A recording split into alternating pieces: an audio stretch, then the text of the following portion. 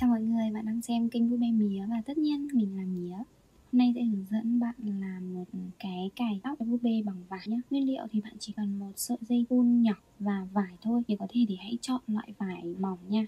Bạn có thể dùng thước đo là thước dây hoặc là thước kẻ cũng được, mà nếu không có thước cũng được, cùng với kéo và kim chỉ. Trước tiên thì cần phải đo khoảng cách hai tay, nhưng cái khoảng cách này bạn đo vòng lên trên đầu nhé, như thế này. Đối với bé búp bê của mình khoảng cách này là 10 cm.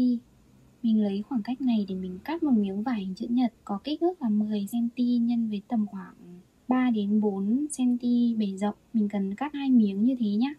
Rồi tiếp đến thì mình lại đo khoảng cách cũng là hai tay, nhưng mà mình vòng ra đằng sau gáy ấy. Bé của mình khoảng cách này là 4 cm.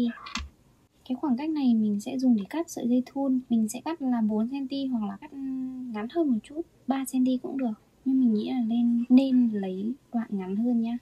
Tiếp đến thì cắt một cái miếng vải hình chữ nhật nữa với bề rộng khoảng 2 cm. Còn chiều dài thì mình sẽ lấy gấp đôi đoạn sợi dây thun này. Tức ở đây mình sẽ lấy 2 x 18 cm.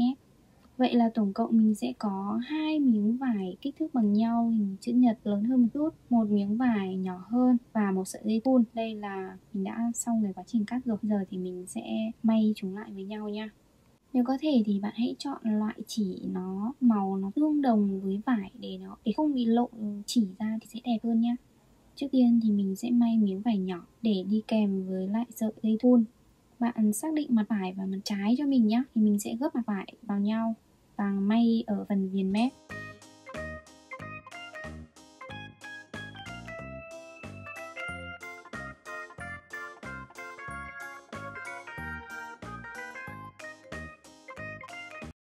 Bởi vì mình may đường chỉ đơn nên là mình sẽ may lại một đường nữa cho nó chắc.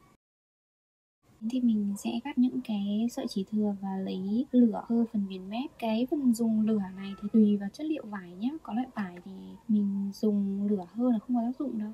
Đến mình sẽ luồn kim vào bên trong này và kéo mặt vải ra. Đấy, vậy là mình sẽ được một cái ống vải như thế này. Bây giờ mình sẽ may cố định một đầu của dây thun. Tại sao phải may cố định? Bởi vì là để cho nó giữ chắc, để mình có thể luồn kim vào bên trong và mình kéo cái sợi dây thun vào bên trong miếng vải này. Như vậy bạn kéo từ từ thôi nhá, để mình giữ lại phần đầu của sợi dây thun nó không bị tuột vào bên trong. Đó, vừa chạm vào phần mép. Sau đó thì mình sẽ dùng kim cố định lại. Lát nữa thì mình cũng phải may cố định cái này. Đầu bên kia thì mình sẽ kéo ra đầu sợi dây thun ra. Đấy, vừa chạm như thế này mình cũng may cố định lại ở hai đầu luôn.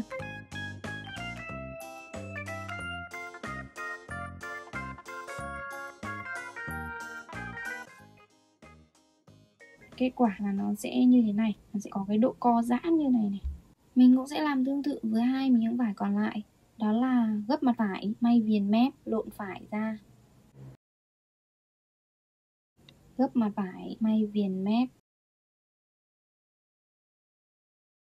luồn kim và lộn mặt vải ra ngoài. Đó. Nhìn mình này, bây giờ mình sẽ chập hai phần đầu. Mình sẽ chập hai phần đầu của miếng vải như thế này và đặt cái phần dây thun lúc nãy lên. Thấy không? Bây giờ mình sẽ may chỗ này lại.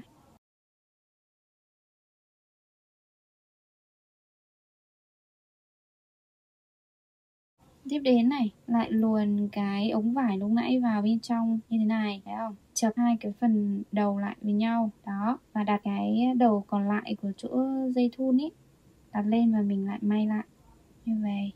Vậy là xong rồi đấy. Mình sẽ lộn cái nếp may vào bên trong như thế này để giấu nó đi cho nó đẹp nhé. Đó, vậy là đã hoàn thành rồi. Giờ thì mình sẽ đeo thử lên cho bạn coi nhé.